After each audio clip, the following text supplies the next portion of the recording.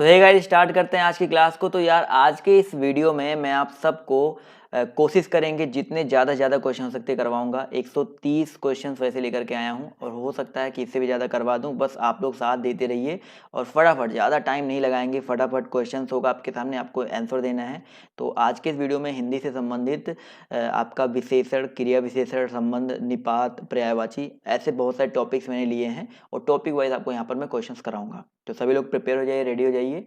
और पीडीएफ आपको पता है कहाँ मिलता है, तो पीडीएफ डाउनलोड कर लीजिएगा और स्टार्ट करते हैं क्लास को। स्टार्ट पूरा अंत तक आप लोग को देखना है, अंत तक आपको रहना है यहाँ पर। चलिए, आवाज़ तो क्लियर आ रही है ना सभी को? चलिए, आई होप क्लियर आ रही होगी। तो पहला क्वेश्चन देखिए आपके सामने ये रहा कि भाई विशेषण बताना आपको। क्षम्य, शिक्षा, फेन और भ्रम, इनमें विशेषण कौन सा हो जाएगा?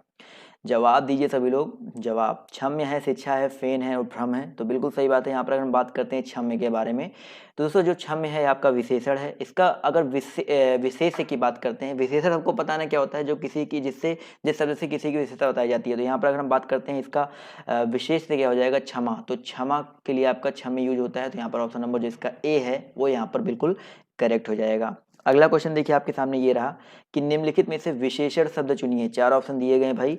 लड़कपन, कठोरता, उचित और घबराहट। यहाँ पर आपको विशेषण शब्द चुनना है।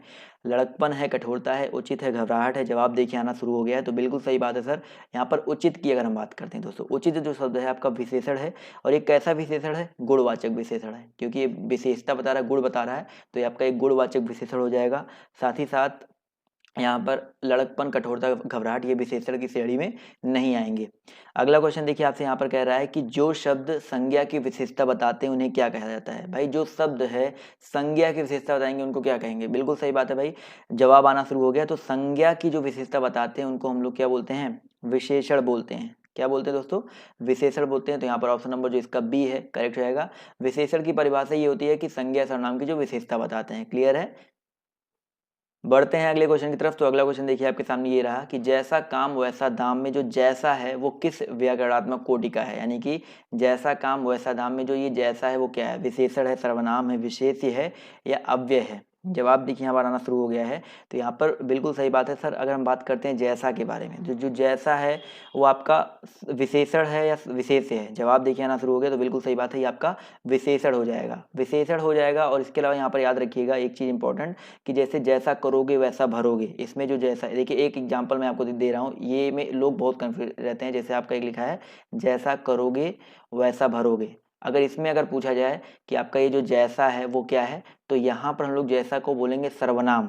लेकिन यहाँ पर अगर बात करते हैं जैसा काम वैसा दाम में, जो जैसा आपका ये विशेषण हो जाएगा। अगला क्वेश्चन देखिए कह रहा है कि पर्वतीय कौन सा विशेषण है? पर्वतीय अगर लिखा है तो बताइए कौन सा विशेषण है? गुणवाचक, संख्यावाचक, परिमाणवाचक या सार्वनामिक? बिल्कुल आसान सा क्वेश्चन है और जवाब देखिए यहाँ पर आना शुरू हो गया है। क्या हो जाएगा दोस्तों? पर्वतीय। बिल्कुल सही बात है, पर्वतीय आपका हो जाएगा गुणवाचक विशेषण। तो यहाँ पर ऑप्शन नंबर जो इसका ए है वो यहाँ पर बिल्कुल करेक्ट हो जाएगा। इसी तरह अगला क्वेश्चन कह रहा है कि उत्कर्ष एक कुशाग्र विद्यार्थी है। यहाँ पर जो कुशाग्र है ये कैसा विशेषण है? उत्कर्ष एक कुशाग्र विद्यार्थी है। यहाँ पर कुशाग्र जो है कैसा विशेषण हो जाएगा? वही सेम क्वेश्चन है, परिमाण, सार्वनामिक और संख्या का तो बोध हो नहीं रहा है। तो यहाँ पर बचा क्या? गुणवाचक। तो ऑप्शन नंबर जो इसका डी है गुणवाचक विशेषण, ये यहाँ पर बिल्कुल करेक्ट हो जाएगा। अब ये आपका जो पेपर है जूनियर असिस्टेंट 2016 में पूछा गया क्वेश्चन है और सारे क्वेश्चन आपके प्रीवियस ईयर ही हैं जो बार बार रिपीट हुए ज़्यादा से ज़्यादा बार। अगला क्वेश्चन देखिए आपसे यहाँ पर कह रहा है यह घोड़ा अच्छा है। इस वाक्य में जो यह है ये क्या है? यह घोड़ा अच्छा है, जो आपका यह है ये बेसिकली क्या है? कैसा विशेषण है? जवाब दीजिए फटाफट। जवाब देखिए यहाँ पर आना शुरू हो गया है। तो देखिए यह जो है एक विशेषण तो है, लेकिन आपको पता है कि यह जो है बेसिकली सर्वनाम को भी दर्शाता है। तो ये आपका कैसा विशेषण हो जाएगा? सार्वनामिक विशेषण हो जाएगा। तो जितने भी साथी जवाब दे रहे हैं सार्वनामिक विशेषण, वो लोग यहाँ पर बिल्कुल करेक्ट हो जाएंगे। क्लियर है? ये आप याद रखिएगा, मैं, तू, वह, ऐसे कुछ आते हैं तो आपका वो पुरुषवाचक निजवाचक सर्वनाम होता है। लेकिन यहाँ पर विशेषता अभी विशेषण चल रहा है, तो यहाँ पर ऑप्शन नंबर जो इसका बी है वो करेक्ट हो जाएगा। क्लियर है? चलिए बढ़ते हैं अगले क्वेश्चन पर। तो अगला क्वेश्चन देखिए कह रहा है कि निम्नलिखित शब्दों में से कौन सा शब्द विशेषण है? शासन, अनुशंसा, अनुशासन और अनुशासित। यहाँ पर विशेषण कौन सा हो जाएगा? चलिए, शासन है, अनुशंसा है, अनुशासन है और यहाँ पर अनुशासित है। तो यहाँ पर अगर देखा जाए तो आपका जो अनुशासित है ऑप्शन नंबर जो इसका डी है अनुशासित, ये आपका विशेषण हो जाएगा। इसके अलावा अगर हम बात करते हैं इस विशेषण के लिए विशेष्य क्या होगा, तो अनुशासन, तो अनुशासन जो है इसके लिए विशेष्य हो जाएगा, विशेष्य और ये आपका विशेषण। अगला क्वेश्चन देखिए, कह रहा है कि निम्न में विशेषण शब्द कौन सा है, बुढ़ापा, क्रोध, दौड़ या शांत। बुढ़ापा, क्रोध, दौड़ या शांत, यहाँ पर विशेषण कौन सा हो जाएगा। जवाब देखिए क्वेश्चन नंबर 9 का दीजिए सभी लोग। तो याद रखिएगा क्वेश्चन 9 की अगर हम बात करते हैं तो यहाँ पर दोस्तों जो आपका शांत है, शांत जो है दोस्तों आपका ये विशेषण हो जाएगा। बुढ़ापा, क्रोध, दौड़ और शांत में जो ऑप्शन नंबर इसका डी है, शांत आपका विशेषण है, क्रोध आपका विशेषण नहीं है सर। क्रोध कुछ लोग बोल रहे हैं बट क्रोध करेक्ट नहीं होगा, यहाँ पर शांत हो जाएगा विशेषण, और शांत इसका क्या होता है, विशेष्य होता है, ये चीज याद रखिएगा। अगले क्वेश्चन पर आते हैं। तो अगला क्वेश्चन देखिए, कह रहा है आपसे यहाँ पर कि दृश्य बहुत ही मनोरम था, इस वाक्य के रेखांकित पद का विशेषण भेद बताइए। मनोरम बेसिकली क्या है आपका, मनोरम जो है इसको आपको बताना विशेषण भेद। क्वेश्चन नंबर 10 जवाब देखिए आना शुरू हो गया है। तो आप इसको देख सकते हैं मनोरम यानी कि उसकी गुण बता रहा है कि वो कोई ना कोई इसके अंदर गुण है, मनोरम था, तो यानी कि ऑप्शन नंबर जो ए है वो यहाँ पर बिल्कुल करेक्ट हो जाएगा, तो गुणवाचक विशेषण हो जाएगा। क्लियर है, चलिए सभी लोग जवाब देते हुए चलेंगे। अगला क्वेश्चन देखिए आपसे यहाँ पर कह रहा है कि निम्नलिखित विशेषणों में से संज्ञा को पहचानिए। निम्नलिखित विशेषण में आपको संज्ञा पहचानना है, आसमानी और पाश्चात्य, नियमित और अनुशासन। तो यहाँ पर संज्ञा कौन सा हो जाएगा सर, आसमानी है तो आसमानी देखिए विशेषता बता रहा है। इसके अलावा यहाँ पर क्या है भाई, पाश्चात्य है, नियमित है, अनुशासन है, तो यहाँ पर देखा जाए तो अनुशासन जो है संज्ञा हो जाएगा। अनुशासन का विशेषण मैंने आपको क्या बताया था, अनुशासित बताया था। क्या बताया था दोस्तों, अनुशासित बताया था। चलिए अगले क्वेश्चन पर आते हैं। तो अगला क्वेश्चन देखिए, कह रहा है कि निम्नलिखित शब्दों में विशेषण की पहचान कीजिए। चार ऑप्शन दिए गए हैं, मजहब, नैतिक, पीड़ा और अज्ञान। यहाँ पर आपको विशेषण बताना है। तो टॉपिक वाइज चल रहा है इसलिए एक ही तरह के क्वेश्चन आपको देखने को मिल रहे हैं। अभी विशेषण के बाद मैं आपको क्रिया विशेषण या और जो चीजें हैं करवाऊंगा। तो 12 का जवाब देखिए आना शुरू हो गया है। तो यहाँ पर देखा जाए तो यहाँ पर जो नैतिक है, नैतिक जो है दोस्तों आपका विशेषण शब्द है, और इसके लिए जो संज्ञा होता है या विशेष्य होता है वो आपका नीति होता है। तो नीति से आपका बना है नैतिक। क्लियर है दोस्तों। इसके अलावा मजहब, पीड़ा, अज्ञान, ये सारे के सारे दोस्तों आपके विशेष शब्द हैं। मजहब के लिए मजहबी विशेषण हो जाएगा, पीड़ा के लिए आपका क्या हो जाएगा सर, पीड़ित, और अज्ञान के लिए दोस्तों आपका अज्ञानी हो जाएगा। क्लियर है। आते हैं अगले क्वेश्चन पर। तो क्वेश्चन नंबर 13 ध्यान से देखिएगा, यहाँ पर कह रहा है कि स्त्री शब्द का विशेषण क्या हो जाएगा। सभी लोग जवाब दीजिए, स्त्री शब्द का विशेषण क्या हो जाएगा। स्त्री आपका एक संज्ञा है, आप सभी को पता है, इसके लिए विशेषण क्या हो जाएगा। जवाब देखिए यहाँ पर आना शुरू हो गया है। तो बिल्कुल सही बात है, यहाँ पर जो स्त्रैण है, बहुत ही इंपॉर्टेंट क्वेश्चन है। स्त्रैण ये वाला मत कर दीजिएगा, ये वाला जो त्रा है वो ये वाला होगा। तो स्त्रैण जो है स्त्री शब्द के लिए विशेषण हो जाएगा। क्लियर है। चलिए आते हैं अगले क्वेश्चन पर। तो क्वेश्चन नंबर आपका 14 यहाँ पर कह रहा है कि गिलास में थोड़ा दूध है, गिलास में थोड़ा दूध है, इस वाक्य में रेखांकित जो शब्द है इसमें विशेषण के किस भेद के अंतर्गत आएगा। फटाफट जवाब दीजिए। गिलास में थोड़ा दूध है, अब देखो थोड़ा जो है किसको दर्शा रहा है, संख्या को दिखाएगा नहीं, संकेत को दिखाएगा नहीं, गुण को दिखाएगा नहीं, यानी कि परिमाण को दिखा रहा है। तो यहाँ पर ऑप्शन नंबर जो इसका ए है परिमाणवाचक। परिमाण में क्या होता है, किसी वस्तु के परिमाण को दिखाता है। तो ऑप्शन नंबर जो इसका ए है वो यहाँ पर बिल्कुल करेक्ट हो जाएगा। बिल्कुल सही जवाब आ रहा है सभी का। अगला क्वेश्चन देखिए, कह रहा है उपवाक्य पहचानिए।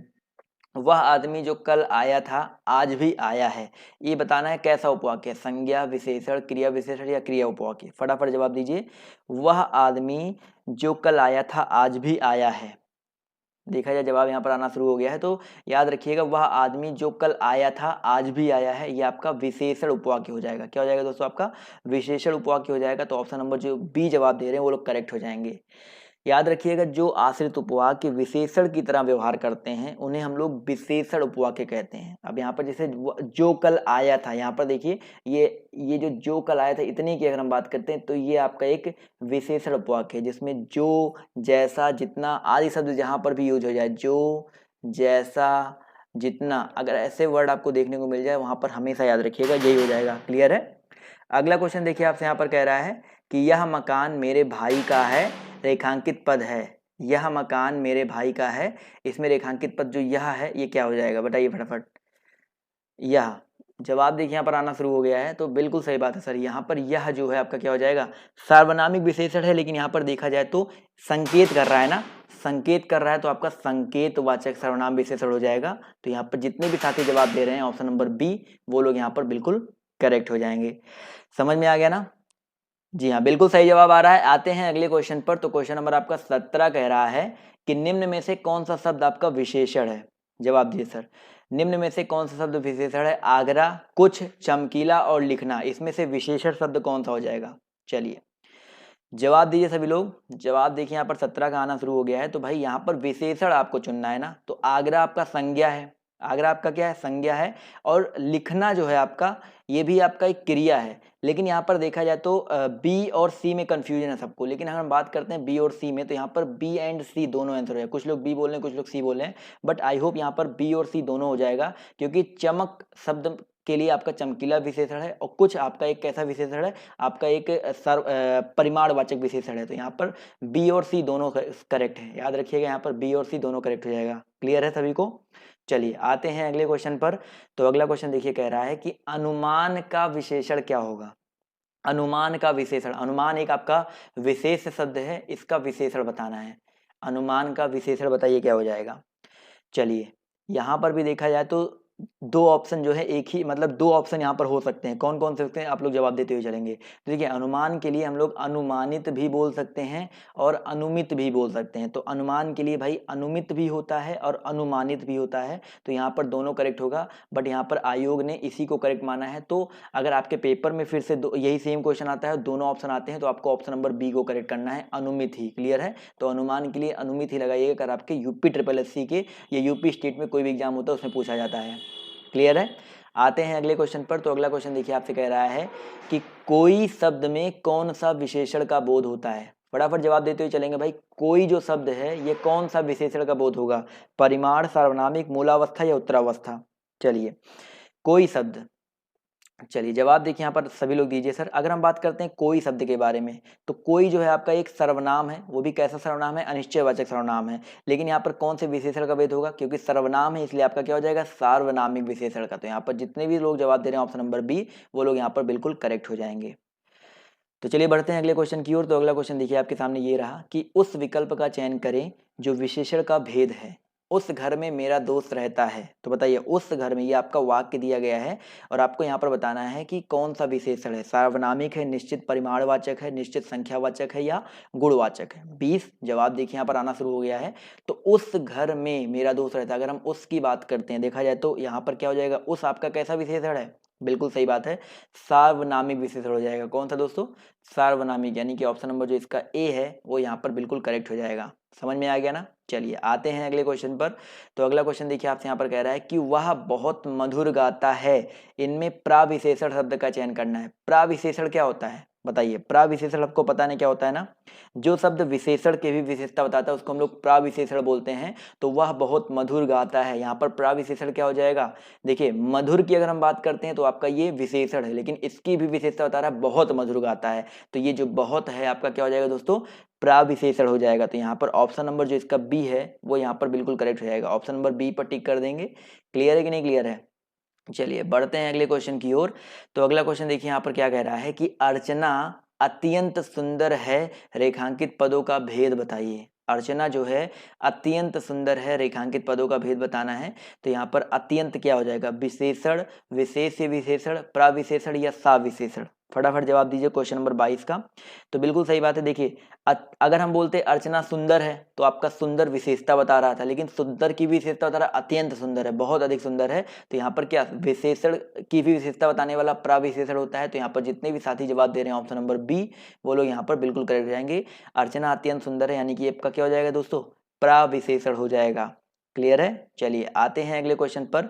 तो अगला क्वेश्चन देखिए आपसे यहाँ पर क्या कह रहा है कि किस प्रकार के विशेषण में दो प्राणियों, वस्तुओं इत्यादि के गुण, दोष अथवा विशेषता की तुलना करके एक दूसरे से बढ़ा चढ़ाकर बताया जाता है? बताइए सर, किस प्रकार के विशेषण में दो प्राणियों, वस्तुओं इत्यादि के गुण, दोष अथवा विशेषता की तुलना कर एक दूसरे को बढ़ा चढ़ाकर बताया जाता है? मूलावस्था, चापलूसी करना, उत्तरावस्था या सार्वनामिक?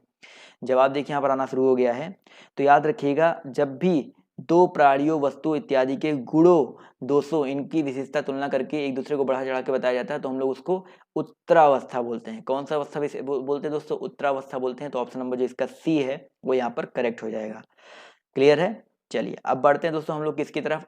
हम लोग बढ़ेंगे क्रिया की तरफ। तो अभी तो ये विशेषण से 23 क्वेश्चन थे, तो यहाँ तक सबको समझ में आ गया होगा, सारे लोगों ने यहाँ पर जवाब दिया, तो बहुत अच्छी बात है।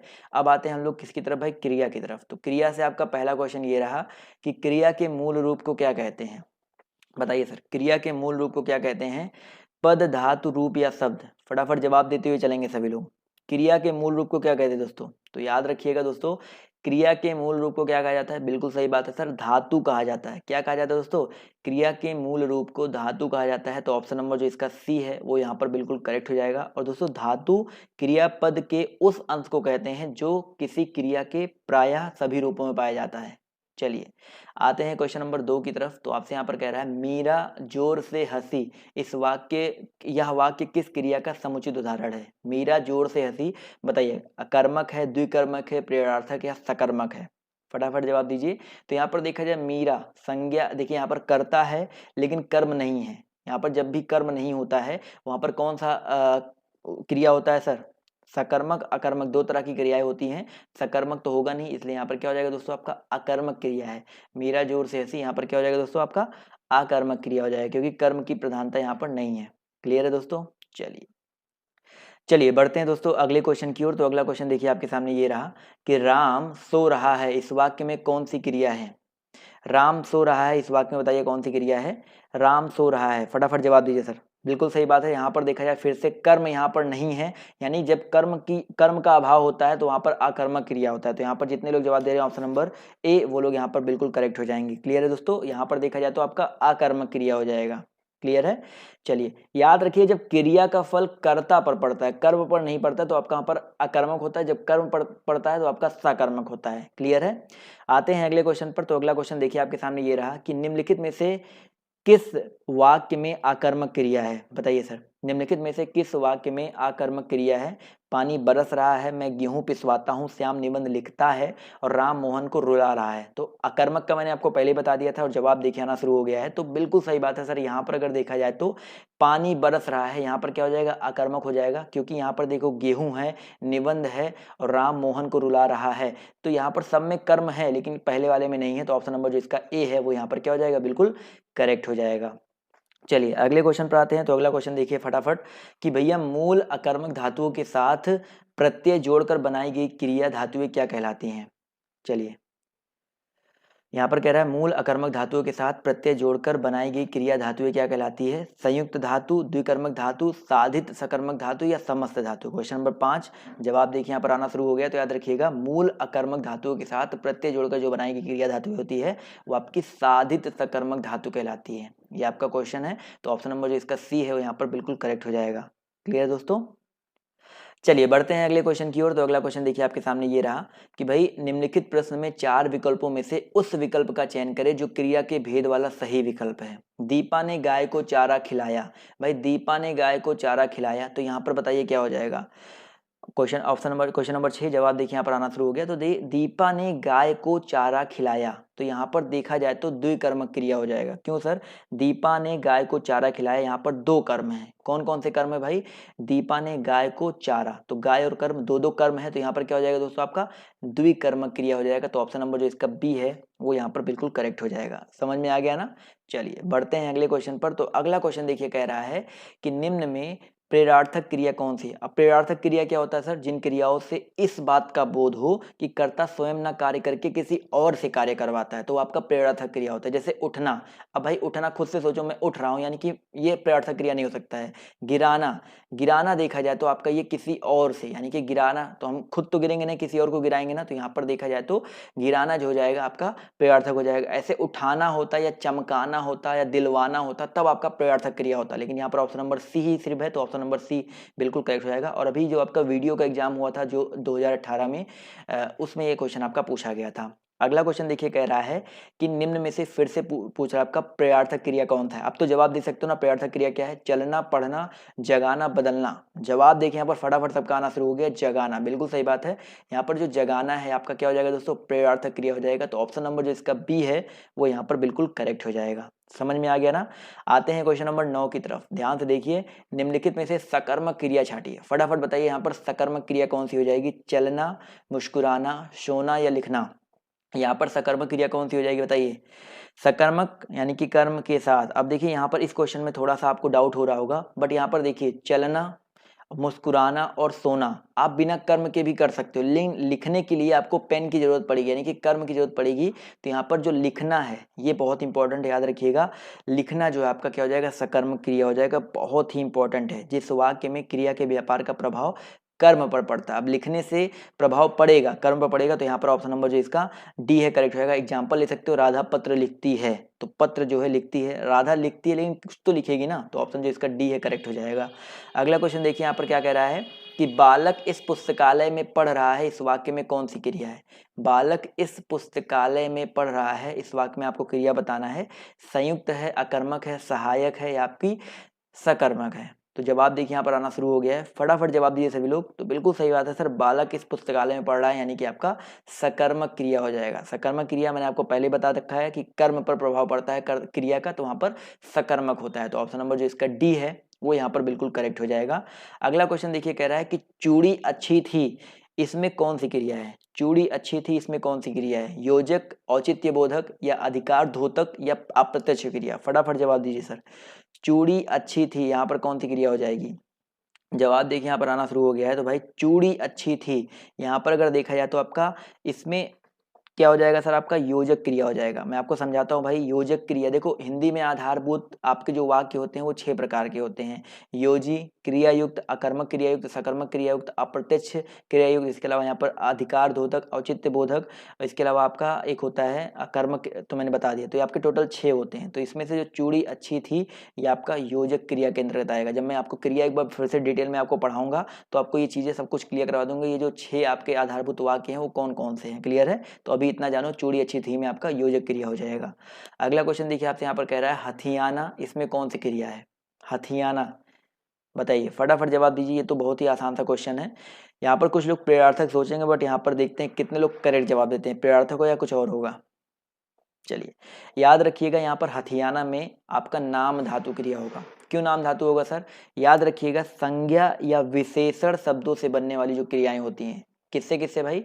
संज्ञा या विशेषण से शब्दों से बनने वाली जो क्रियाएं बनती है वो आपकी नाम धातु होती हैं। जैसे यहाँ पर हाथ से हथियाना, हाथ से हथियाना। अब यहाँ पर प्रयार्थक क्या होता है? प्रयार्थक का मतलब होता है सर कि कोई क्रिया हो उसमें कोई दूसरा कर्ता अपना काम ना करके कोई और काम कर रहा है, जैसे लिखना से लिखवाना, वो अलग हो जाता है, लेकिन वहां पर लिखना क्रिया है, लेकिन यहाँ पर हथियाना जो है किसी संज्ञा से बना हुआ है। तो ऑप्शन जो इसका डी है वो यहाँ पर करेक्ट हो जाएगा। अगला क्वेश्चन देखिए, कह रहा है कि उस विकल्प का चयन करें जो दिए गए वाक्य में क्रिया के भेद वाला सही विकल्प है। तो रोहन चाय पीकर बैठा है, ये बताइए यहाँ पर कौन सी क्रिया है? रोहन चाय पीकर बैठा है, जवाब दीजिए फटाफट। बहुत ही आसान सा क्वेश्चन है। तो भाई रोहन चाय पीकर बैठा है, यानी कि एक क्रिया भी खत्म हुई और दूसरी क्रिया उसने शुरू कर दी है। तो जब भी ऐसा कुछ आता है तो आपको पूर्वकालिक क्रिया होता है। कैसी क्रिया होती है दोस्तों? आपकी पूर्वकालिक क्रिया होती है। तो यहाँ पर जितने भी लोग जवाब दे रहे हैं ऑप्शन नंबर सी, वो लोग यहाँ पर बिल्कुल करेक्ट हो जाएंगे। अगले क्वेश्चन पर आते हैं। तो अगला क्वेश्चन देखिए, कह रहा है कि अब पढ़कर क्या होगा, इस वाक्य में कौन सी क्रिया है? अब पढ़कर क्या होगा, इस वाक्य में कौन सी क्रिया है? अब पढ़कर क्या होगा? जवाब देखिए यहाँ पर आना शुरू हो गया। तो क्वेश्चन नंबर 14 बिल्कुल सही बात है सर। यहाँ पर भी देखा जाए तो अब पढ़कर यानी कि क्रिया खत्म, उसके बाद भले ही क्वेश्चन पूछा जा रहा है लेकिन अगली क्रिया की बात हो रही है ना, तो यहाँ पर भी क्या हो जाएगा? आपका पूर्वकालिक क्रिया हो जाएगा। क्लियर है? अगले क्वेश्चन पर आते हैं। तो अगला क्वेश्चन देखिए, कह रहा है कि सभी चिट्ठियां डाक से भेजी गई, इसमें करता है, बताइए। सभी चिट्ठियां डाक से भेजी गई, इसमें करता है, कौन सी करता है सर? सभी चिट्ठियां डाक से भेजी गई। तो बिल्कुल सही जवाब आना शुरू हो गया सर। यहाँ पर जो चिट्ठियां हैं, चिट्ठियां, बिल्कुल सही बात है सर। देखो चिट्ठियां जो है आपका ये करता हो जाएगा। क्लियर है? तो ऑप्शन नंबर जो इसका डी है वो यहाँ पर बिल्कुल करेक्ट हो जाएगा। चलिए दोस्तों आते हैं अगले क्वेश्चन की ओर। तो अगला क्वेश्चन देखिए आपसे यहाँ पर कह रहा है कि कौन सी संयुक्त क्रिया का भेद नहीं है? बताइए सर, कौन सी संयुक्त क्रिया का भेद नहीं है? 4 ऑप्शन दिए गए हैं, अवकाश बोधक, निश्चय बोधक, नित्यता बोधक या नाम बोधक। जवाब दीजिए क्वेश्चन नंबर 16। जवाब देखिए यहाँ पर आना शुरू हो गया। तो याद रखिएगा यहाँ पर जो नाम बोधक है वो यहाँ पर बिल्कुल करेक्ट हो जाएगा। क्लियर है? चलिए बढ़ते हैं अगले क्वेश्चन की ओर। तो अगला क्वेश्चन देखिए आपके सामने ये रहा कि भाई हथियाना चिकनाना किस प्रकार की क्रिया है? तो अभी मैंने आपको बताया था हाथ से हथियाना बना है, तो इसी तरह आपका जो चिकनाना है ये आपका चिकन से बना है। चिकनाना चिकना से चिकनाना बना है, मतलब किसी चीज को चिकनाना, तो ये आपका हो जाएगा नाम धातु क्रिया। बिल्कुल सही बात है। आते हैं अगले क्वेश्चन पर। तो अगला क्वेश्चन देखिए, कह रहा है कि दो प्राणियों तथा वस्तुओं के बीच तुलना की जाती है तो क्रिया किस रूप में दिखाई पड़ती है। दो प्राणियों तथा वस्तुओं के बीच अगर तुलना की जाती है तो क्रिया किस रूप में दिखाई जाती है। अभी मैंने आपको बताया था विशेषण में, तो याद रखिएगा यहाँ पर क्या हो जाएगा सर, 18 का जो करेक्ट आंसर आपका क्या हो जाएगा, दो प्राणियों तथा वस्तुओं की जब भी तुलना होती है तो वहां पर उत्तरावस्था होता है, चाहे विशेषण हो चाहे क्रिया हो, दोनों में आपका एक ही चीज होगा। तो ऑप्शन नंबर जो इसका सी है करेक्ट हो जाएगा।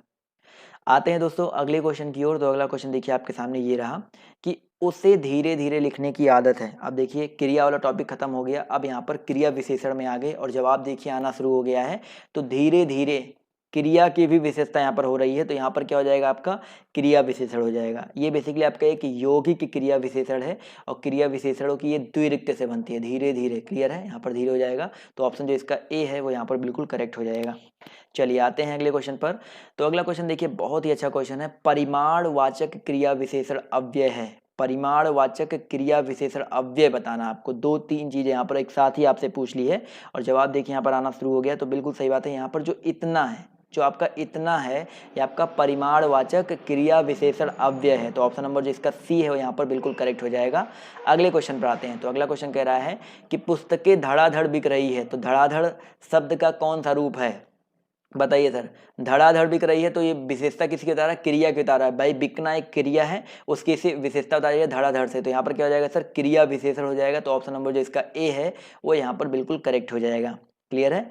अगले क्वेश्चन पर आते हैं। तो यहाँ पर देखिए कह रहा है कि निम्न में क्रिया विशेषण अव्यय आपको चुनना है। क्रिया विशेषण अव्यय चुनना है। कुत्ता भौंक रहा है, राम खाना खा रहा है, अधिक मत भूलो, राधा रात भर जागती रही। तो जवाब देखिए यहाँ पर आना शुरू हो गया। तो बिल्कुल सही बात है सर, यहाँ पर अधिक मत बोलो। तो यहाँ पर जितने भी साथी जवाब दे रहे हैं अधिक मत बोलो, वो आपका क्रिया विशेषण अव्यय हो जाएगा। जो अव्यय क्रिया की विशेषता प्रकट करते हैं, जो अव्यय क्रिया की विशेषता प्रकट करते हैं, जैसे यहाँ पर मत, मत आपका एक अव्यय है लेकिन ये क्रिया की विशेषता बता रहे हैं अधिक मत बोलो, तो यहाँ पर क्या हो जाएगा, क्रिया विशेषण अव्यय हो जाएगा। अगला क्वेश्चन देखिए आपसे यहाँ पर क्या कह रहा है भाई, अगला क्वेश्चन कह रहा है कि परिमाणवाचक क्रिया विशेषण अव्यय क्या है। परिमाणवाचक क्रिया विशेषण अव्यय क्या है, जवाब दीजिए फटाफट।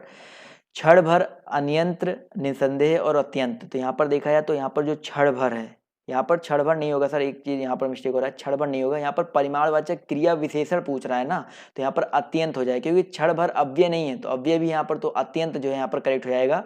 परिमाणवाचक क्रिया विशेषण अव्यय क्या हो जाएगा आपका, अत्यंत हो जाएगा। क्लियर है। चलिए आते हैं अगले क्वेश्चन पर। तो अगला क्वेश्चन देखिए आपसे कह रहा है कि परिमाणवाचक क्रिया विशेषण वाक्य को चिन्हित करना। आपको चार ऑप्शन दिए गए हैं, वही सेम चीज है। आप देखो यहाँ पर अव्यय नहीं है, यहाँ पर परिमाणवाचक क्रिया विशेषण वाक्य को आपको चुनना है। चार ऑप्शन दिए गए, फटाफट देखते हैं। हमें बड़ों से आदरपूर्वक बात करनी चाहिए, ये तो नहीं होगा। यहाँ पर देखा जाए तो रात को कम खाना चाहिए, देखो यहाँ पर कम आ गया है ना, तो यहाँ पर ऑप्शन नंबर जो इसका सी है करेक्ट हो जाएगा। बिल्कुल सही जवाब दिया है सर दीपक जी, तो ऑप्शन नंबर जो इसका सी है वो यहाँ पर बिल्कुल करेक्ट हो जाएगा। अगला क्वेश्चन देखिए आपसे यहाँ पर क्या कह रहा है कि भाई वह धीरे धीरे चल रहा है, रेखांकित शब्द को पहचानिए। देखिए यहाँ पर कह रहा है वह धीरे धीरे चल रहा है, यहाँ पर आपको रेखांकित शब्द पहचानना है। फटाफट जवाब दीजिए। बिल्कुल सही जवाब आ रहा है सर, यहाँ पर क्रिया विशेषण हो जाएगा। तो ऑप्शन नंबर जो इसका सी है बिल्कुल करेक्ट हो जाएगा। बढ़ते हैं दोस्तों अगले क्वेश्चन की तरफ। तो अगला क्वेश्चन देखिए आपसे यहाँ पर क्या कह रहा है कि माधवी अत्यंत सुंदर गाती है। माधवी अत्यंत सुंदर गाती है, यहाँ पर जो अत्यंत है ये क्या है बताइए, फटाफट जवाब दीजिए। तो बिल्कुल सही बात है, यहाँ पर जो अत्यंत की बात करते हैं, देखिए सुंदर गाती है, यानी कि यहाँ पर देखो अत्यंत जो है आपका क्या हो जाएगा सर, क्रिया विशेषण हो जाएगा। क्या हो जाएगा दोस्तों, आपका क्रिया विशेषण हो जाएगा, क्योंकि गाने की विशेषता बताई जा रही है। क्रिया, सुंदर गाना एक क्रिया है, उसकी विशेषता बताई जा रही है विशेषण, तो अत्यंत सुंदर गाती है आपकी क्रिया विशेषण हो जाएगा। क्लियर है दोस्तों। चलिए आते हैं अगले क्वेश्चन की तरफ। तो अगला क्वेश्चन देखिए आपसे यहाँ पर कह रहा है कि वह एक सप्ताह बाद आया, इस वाक्य में कौन सा शब्द क्रिया विशेषण है। वह एक सप्ताह बाद आया, इस वाक्य में कौन सा शब्द आपका क्रिया विशेषण हो जाएगा। फटाफट जवाब दीजिए क्वेश्चन नंबर 9 का। जवाब देखिए यहाँ पर आना शुरू हो गया। तो भाई वह एक सप्ताह बाद आया, यानी कि यहाँ पर देखा जाए तो कह रहा है यहाँ पर जो बाद शब्द है, क्रिया विशेषण की बात कर रहा है ना, तो यहाँ पर जो बाद शब्द है इसमें कालवाचक, ये क्या हो जाएगा आपका एक कालवाचक क्रिया विशेषण है। तो ऑप्शन नंबर जो इसका सी है वो यहाँ पर बिल्कुल करेक्ट हो जाएगा। समझ में आ गया ना सर। चलिए आते हैं क्वेश्चन नंबर 10 की तरफ। तो क्वेश्चन नंबर 10 का जवाब दीजिए, निम्नलिखित में से किस वाक्य में परिमाणवाचक क्रिया विशेषण है। परिमाणवाचक क्रिया विशेषण की बात कर रहा है, तो जवाब दीजिए फटाफट सभी लोग। इस बार बारिश में बहुत ओले पड़े, यह लड़की सुंदर है। यहाँ पर देखा जाए परिमाण पहले वाले ऑप्शन में ही दिख गया भाई, बहुत ओले पड़े, तो बिल्कुल सही बात है, जवाब देखिए आना शुरू हो गया सभी का। तो यहाँ पर क्या हो जाएगा सर, आपका ऑप्शन नंबर जो इसका ए है वो यहाँ पर बिल्कुल करेक्ट हो जाएगा। इस बार बारिश में बहुत ओले पड़े। क्लियर है। चलिए आते हैं अगले क्वेश्चन पर। तो अगला क्वेश्चन देखिए आपसे यहाँ पर कह रहा है कि भरोसे शब्द का कौन सा रूप है। भरोसे शब्द का कौन सा रूप है, फटाफट लोग जवाब दीजिए। नितिन, दीपक और यहाँ पर जो लोग हैं, भरोसे शब्द में कौन सा रूप है। विशेषण है, क्रिया विशेषण है, संबंध बोधक है या समुच्चय बोधक है।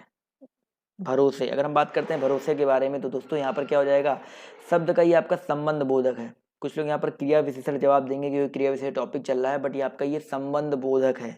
तो याद रखिएगा, यहाँ पर मैं आपको समझा देता हूँ कि जो शब्द वाक्य में आए हुए किसी शब्द के अन्य शब्दों के साथ संबंध बतलाते हैं, भाई मैं उसके भरोसे बैठा हूँ, तो ये आपका संबंध बोधक हो जाएगा। क्रिया विशेषण तो बता ही नहीं रहा है यहाँ पर ना, तो ऑप्शन नंबर जो इसका सी है वो यहाँ पर करेक्ट होगा। बहुत ही इंपॉर्टेंट है, याद रखिएगा।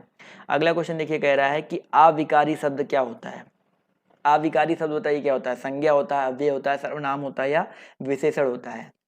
बिल्कुल सिंपल सा क्वेश्चन है, कई बार आपको करवा चुका हूँ इसके पहले जो मैंने टेस्ट करवाए थे। तो भाई अविकारी जो शब्द होता है वो आपका अव्यय होता है। क्या होता है दोस्तों, आपका अव्यय। अव्यय अविकारी का मतलब क्या होता है कि जिस शब्द से लिंग, वचन, कारक आदि में कभी भी कोई विकार यानी कि विकृत नहीं आती है, वो आपके विकारी शब्द कहलाते हैं और ये अव्यय भी कहा जाता है। तो यहाँ पर ऑप्शन नंबर जो इसका सी है वो यहाँ पर करेक्ट हो जाएगा। क्लियर है। आते हैं अगले क्वेश्चन पर। तो अगला क्वेश्चन देखिए, कह रहा है कि निम्नलिखित में से विकारी शब्द, अब देखो अविकारी जिस पर फर्क नहीं पड़ता, विकारी से फर्क पड़ता है। तो आज, इधर, लड़का, परंतु, यहाँ पर विकारी कौन सा हो जाएगा बताइए सर। देखिए विकारी का मतलब होता है लिंग, वचन, कारक, तीनों पे आपको फर्क पड़वाना है। तो यहाँ पर लड़का में देखा जाए तो लड़के से फर्क पड़ सकता है, तो यहाँ पर देखा जाए तो ऑप्शन नंबर जो इसका बी है करेक्ट हो जाएगा। क्लियर है। बल्कि आज, इधर, परंतु इसमें कभी कोई भी विकृति नहीं उत्पन्न होती है। अगला क्वेश्चन देखो यहाँ पर क्या कह रहा है कि वह लाचार है क्योंकि वह अंधा है, इस वाक्य में कौन सा अव्यय है। वह लाचार है क्योंकि वह अंधा है, इस वाक्य में कौन सा अव्यय है बताइए। परिमाणवाचक, संबंधवाचक, संकेतवाचक या कारणवाचक। तो देखा जाए यहाँ पर क्या हो जाएगा सर, क्योंकि, यहाँ पर क्योंकि आया है ना, तो क्योंकि क्या है, कारण दिखा रहा है। तो यहाँ पर जितने भी लोग जवाब दे रहे हैं कारणवाचक, वो लोग यहाँ पर बिल्कुल करेक्ट हो जाएगा। तो यहाँ पर जो क्योंकि है वो आपका क्या हो जाएगा दोस्तों, कारणवाचक अव्यय हो जाएगा। इसी तरह क्वेश्चन नंबर 15 कह रहा है, ध्यान से देखिएगा, जो शब्द वाक्यांशों, वाक्य तथा शब्दों को जोड़ते हैं उन्हें क्या कहते हैं। जो शब्द वाक्यांशों, वाक्य तथा शब्दों को जोड़ते हैं उनको क्या कहा जाता है। जवाब दीजिए फटाफट। बिल्कुल सही जवाब देखिए यहाँ पर, बहुत ही अच्छा सा क्वेश्चन है। तो यहाँ पर याद रखिएगा भाई, आपने वो इंग्लिश में कंजक्शन पढ़ा होगा, बट यहाँ पर क्या होता है सर, समुच्चय बोधक बोला जाता है। तो ऑप्शन नंबर जो इसका डी है वो यहाँ पर बिल्कुल करेक्ट रहेगा। भाई जो समुच्चय बोधक होते हैं वो शब्दों को, वाक्यों को, वाक्यांशों को आपस में जोड़ते हैं। क्लियर है। चलिए बढ़ते हैं अगले क्वेश्चन की ओर। तो अगला क्वेश्चन देखिए आपके सामने ये रहा, वह आया और मैं गया। क्लियर है। वह आया और मैं गया, इसमें समुच्चय बोधक शब्द बताइए फटाफट। वह आया और मैं गया, जवाब देखिए यहाँ पर आना शुरू हो गया। तो यहाँ पर और जो है, और की अगर हम बात करते हैं दोस्तों, तो और जो है आपका समुच्चय बोधक अव्यय हो जाएगा। क्लियर है। तो ऑप्शन नंबर जो इसका सी है वो यहाँ पर बिल्कुल करेक्ट हो जाएगा। क्लियर है। चलिए आते हैं अगले क्वेश्चन की ओर। तो अगला क्वेश्चन देखिए, कह रहा है कि हाय अब मैं क्या करूं, इस वाक्य में विस्मयादि बोधक शब्द बताइए। हाय अब मैं क्या करूं, इस वाक्य में विस्मयादि बोधक शब्द। यहाँ पर देखा जाए तो हाय, भाई जिसके आगे ये एक्सक्लेमेशन मार्क लगा हुआ है वो आपका विस्मयादि बोधक शब्द होता है। तो यहाँ पर जो हाय शब्द है, हाय हो गया, ओ हो गया, इसके अलावा आपका हुर्रे हो गया, वो इंग्लिश में होता है वैसे, और शाबाश हो गया, ये सारे आपके विस्मयादि बोधक शब्द होते हैं। क्लियर है। चलिए आते हैं अगले क्वेश्चन पर। तो अगला क्वेश्चन देखिए, कह रहा है कि मनोभावों को प्रकट करने वाले वे आधिकारिक शब्द जिनका वाक्य से कोई संबंध नहीं रहता है वे क्या कहलाते हैं। मनोभावों को जो प्रकट करने वाले, जो आपके जिनका वाक्य से कोई संबंध नहीं रहता, वो क्या कहलाते हैं, विस्मयादिबोधक अव्यय। बिल्कुल सही बात है। विस्मयादिबोधक अव्यय जो होता है वो मन भाव को स्पष्ट करते हैं। क्लियर है ना। जैसे हर्ष हो गया, शोक हो गया, आश्चर्य हो गया। तो यहाँ पर ऑप्शन जो इसका सी है वो यहाँ पर बिल्कुल करेक्ट हो जाएगा। चलिए आते हैं अगले क्वेश्चन पर। तो अगला क्वेश्चन देखिए, कह रहा है कि सेनाएं युद्ध क्षेत्र से आगे बढ़ी, इस वाक्य में संबंधवाचक शब्द बताना आपको। सेनाएं युद्ध क्षेत्र से आगे बढ़ी, यहाँ पर आपको संबंधवाचक शब्द बताना है। चलिए जवाब देखिए यहाँ पर आना शुरू हो गया है। भाई यहाँ पर करेक्ट आंसर क्या हो जाएगा, बिल्कुल सही बात है। यहाँ पर आगे देखिए संबंध बता रहा ना, युद्ध क्षेत्र से आगे बढ़ी, तो आगे जो आपका यहाँ पर संबंध हो जाएगा। तो यहाँ पर ऑप्शन नंबर जो इसका सी है करेक्ट रहेगा। और ये कैसा है, कालवाचक है। कैसा है दोस्तों, आपका कालवाचक है। तो ऑप्शन नंबर जो इसका सी है वो यहाँ पर बिल्कुल करेक्ट हो जाएगा। चलिए दोस्तों आते हैं अगले क्वेश्चन पर। तो अगला क्वेश्चन देखिए आपसे यहाँ पर क्या कह रहा है, ध्यान से देखिएगा। बी नहीं होगा सर, यहाँ पर सी होगा। अगला क्वेश्चन कह रहा है कि मुंबई के निकट पूना है। यहाँ पर जो निकट है वो बेसिकली क्या है, ये तो बहुत आसान सा क्वेश्चन है। मुंबई के निकट आपका पूना है, क्या हो जाएगा सर? चलिए सभी लोग जवाब दीजिए सर। तो मुंबई के निकट पूना है, तो यहाँ पर हो जाएगा दोस्तों आपका संबंध सूचक। यहाँ पर भी आपका संबंध दिखाया जा रहा है, तो ऑप्शन नंबर जो इसका बी है वो यहाँ पर बिल्कुल करेक्ट हो जाएगा। बिल्कुल सही जवाब आ रहा है, ऑप्शन नंबर बी यहाँ पर करेक्ट हो जाएगा। देखो संबंध सूचक जो आपके अव्यय होते हैं उसमें अलावा, इसके अलावा जैसे अगर हम बात करते हैं आपका आगे पीछे नीचे ऊपर दाएं बाएं, ये सारे निकट हो गया, ये सारे आपके संबंध सूचक शब्द के अंतर्गत आते हैं। इसमें भी आपके अलग अलग होते हैं, स्थानवाचक और आपके कालवाचक आपके अलग अलग होते हैं, और बहुत सारे होते हैं। आते हैं अगले क्वेश्चन पर। तो अगला क्वेश्चन देखिए आपसे यहाँ पर क्या कह रहा है कि कौन सा पद विकृत नहीं होता है, बताइए। संज्ञा, विशेषण, अव्यय या क्रिया? बिल्कुल सही बात है, यहाँ पर जो अव्यय है ये आपका विकृत नहीं होता है, तो ऑप्शन नंबर जो इसका बी है वो यहाँ पर बिल्कुल करेक्ट हो जाएगा। जो यहाँ पर अव्यय शब्द होता है वो विकृत नहीं होता है, क्योंकि ये अविकारी शब्द भी होते हैं। इसी तरह क्वेश्चन नंबर आपका 22 देखिए, कह रहा है कि अर्थ के आधार पर संबंधवाचक अव्ययों को कितने भागों में बांटा गया है? फटाफट जवाब दीजिए सभी लोग। अर्थ के आधार पर संबंधवाचक अव्ययों को कितने भागों में बांटा गया है? बहुत ही इंपॉर्टेंट क्वेश्चन है, तो याद रखिएगा भैया, मैं आपको बता देता हूँ इसको कि भाई अर्थ के आधार पर संबंधवाचक अवयवों को आपको 13 भागों में बांटा गया है। आपके कालवाचक, स्थानवाचक, दिशावाचक, साधनावाचक, हेतुवाचक, विषयवाचक, व्यतिरेकवाचक, विनिमयवाचक, सादृश्यवाचक, विरोधवाचक, इसके अलावा संगरवाचक, तुलनावाचक, ऐसे ऐसे करके टोटल आपके 13 होते हैं। तो याद रखिएगा अर्थ के आधार पर संबंधवाचक अवयवों को टोटल 13 भागों में बांटा गया है, याद रखिएगा, बहुत इंपॉर्टेंट है। चलिए आते हैं अगले क्वेश्चन पर। तो अगला क्वेश्चन कह रहा है कि कौन सा समुच्चय बोधक अव्यय नहीं है, बताइए। इन चारों में कौन सा आपका समुच्चय बोधक अव्यय नहीं है? अर्थात, अथवा, अतएव या आजन्म? क्वेश्चन नंबर 23 जवाब देखिए यहाँ पर आना शुरू हो गया है। तो बिल्कुल सही बात है, यहाँ पर अगर देखा जाए तो आजन्म, आजन्म की बात करते हैं तो आपका ये समुच्चय बोधक अव्यय नहीं है। अतएव आपका हो गया, अर्थात हो गया, अथवा हो गया, ये आपके समुच्चय बोधक अव्यय के अंतर्गत आते हैं। तो ये आपका ऑप्शन तीनों गलत हो जाएगा। यहाँ पर जो डी वाला ऑप्शन है ये आपका करेक्ट हो जाएगा। जो आपका आजन्म है ये आपका समुच्चय बोधक अव्यय नहीं है। क्लियर है? चलिए आते हैं अगले क्वेश्चन पर। तो अगला क्वेश्चन देखिए, कह रहा है कि अफसोस मैं नहीं जा सका। यहाँ पर जो अफसोस है ये रेखांकित शब्द का अव्यय का प्रकार बताइए। चलिए क्वेश्चन नंबर 24 जवाब दीजिए सभी लोग। अफसोस मैं नहीं जा सका, यहाँ पर रेखांकित शब्द का अव्यय का प्रकार बताना आपको। जवाब देखिए यहाँ पर आना शुरू हो गया है। तो यहाँ पर देखा जाए तो आपका शोक सूचक हो जाएगा। क्यों भाई? अफसोस शोक दिखाया जा रहा है, तो ऑप्शन नंबर जो इसका बी है वो यहाँ पर करेक्ट हो जाएगा। क्लियर है? चलिए आगे की ओर बढ़ा जाए। तो अगला क्वेश्चन देखिए, कह रहा है आपसे यहाँ पर कि वह पढ़ता है लेकिन बात भी बहुत करता है। तो यहाँ पर जो लेकिन है वो क्या है आपका? क्रिया विशेषण है, सर्वनाम है, अव्यय है या आपका संज्ञा है? फटाफट जवाब दीजिए सभी लोग। चलिए तो यहाँ पर लेकिन, बिल्कुल सही बात है। यहाँ पर देखा जाए लेकिन की अगर हम बात करते हैं तो लेकिन जो है आपका क्या हो जाएगा? अव्यय, यानी कि अविकारी। देखो संज्ञा तो होगा नहीं, सर्वनाम भी नहीं है, क्रिया विशेषण तो बिल्कुल भी नहीं है, तो बचा क्या आपका? अव्यय। तो ऑप्शन नंबर जो इसका बी है वो यहाँ पर बिल्कुल करेक्ट हो जाएगा। आते हैं अगले क्वेश्चन पर। तो अगला क्वेश्चन कह रहा है कि निम्नलिखित में से अव्यय बताना आपको। भारत, श्याम, आह और दक्षिण, यहाँ पर अव्यय कौन सा हो जाएगा? चलिए जवाब देखिए। तो क्वेश्चन नंबर 26 आना शुरू हो गया। बहुत ही आसान सा क्वेश्चन है, क्वेश्चन पढ़ के ही आंसर आपके सामने आ गया होगा। तो बिल्कुल सही बात है, यहाँ पर जो आह है ये आपका एक अव्यय है। क्या है दोस्तों? आपका अव्यय है। इसके अलावा भारत, श्याम और दक्षिण ये आपके संज्ञा हो जाएंगे। तो यहाँ लेकिन अगर जो आह की बात करते हैं तो ये बेसिकली आपका विस्मयादिबोधक अव्यय हो जाएगा। तो ऑप्शन नंबर जो इसका सी है वो यहाँ पर बिल्कुल करेक्ट हो जाएगा। क्लियर है? चलिए दोस्तों आते हैं अगले क्वेश्चन की तरफ। तो अगला क्वेश्चन देखिए आपके सामने ये रहा कि वह कितना सुंदर दृश्य है, रेखांकित शब्द में कौन सा अव्यय है? बताइए। वह कितना सुंदर दृश्य है, इन रेखांकित शब्दों में बताना आपको कौन सा अव्यय है। चार ऑप्शन दिए गए हैं, हर्षबोधक अव्यय, शोक बोधक अव्यय, संबोधित अव्यय और तिरस्कार बोधक अव्यय। तो वह जवाब देखिए यहाँ पर बहुत ही आसान सा क्वेश्चन है। वाह की बात करते हैं तो यहाँ पर देखिए हर्ष, खुश है ना भाई, तो ऑप्शन नंबर जो इसका ए है, ऑप्शन नंबर जो इसका ए है यहाँ पर करेक्ट रहेगा भाई, हर्षबोधक अव्यय। क्लियर दोस्तों?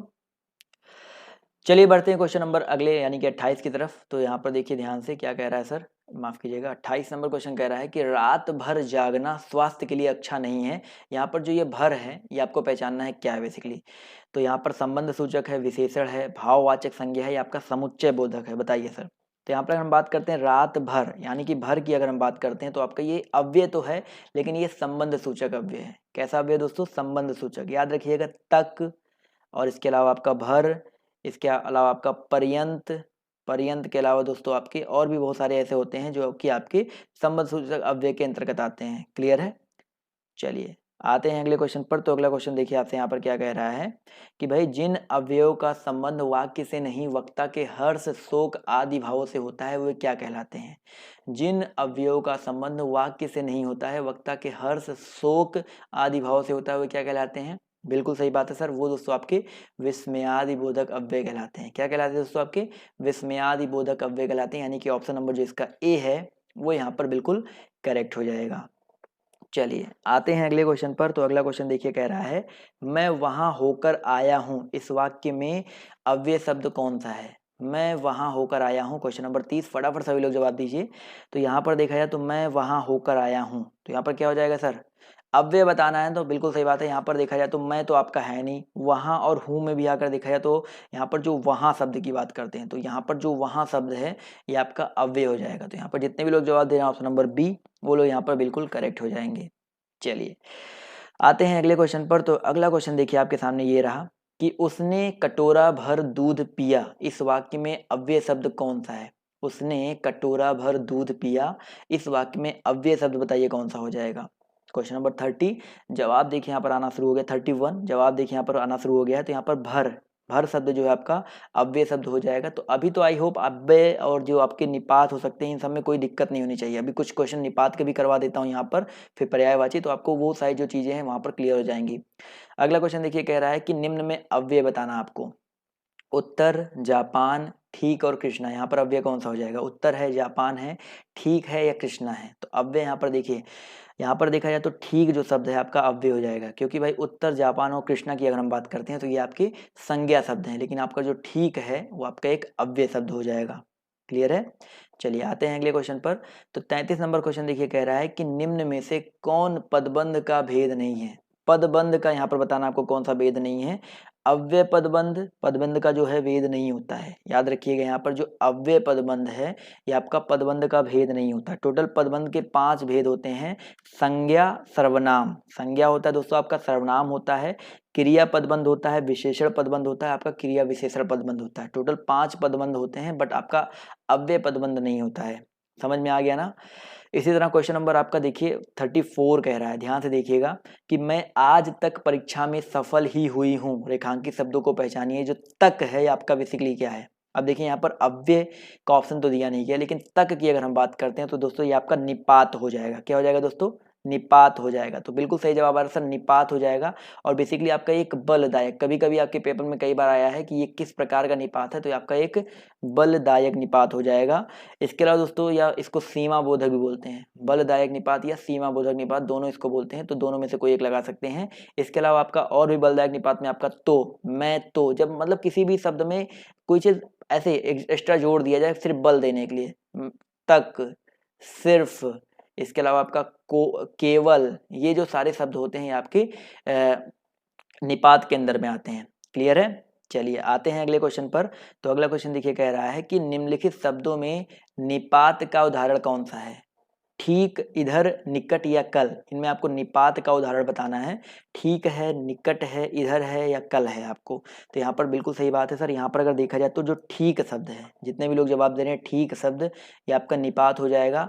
इसके अलावा ये कैसा निपात है ये भी जान लो। ठीक की अगर हम बात करते हैं दोस्तों, तो ठीक जो है आपका अवधारण बोधक निपात है। क्या दोस्तों? आपका अवधारण बोधक निपात है, बहुत ही इंपॉर्टेंट है, अवधारण बोधक निपात होता है। इसके अलावा ठीक हो गया आपका, लगभग हो गया, देखो ठीक हो गया आपका, लगभग हो गया।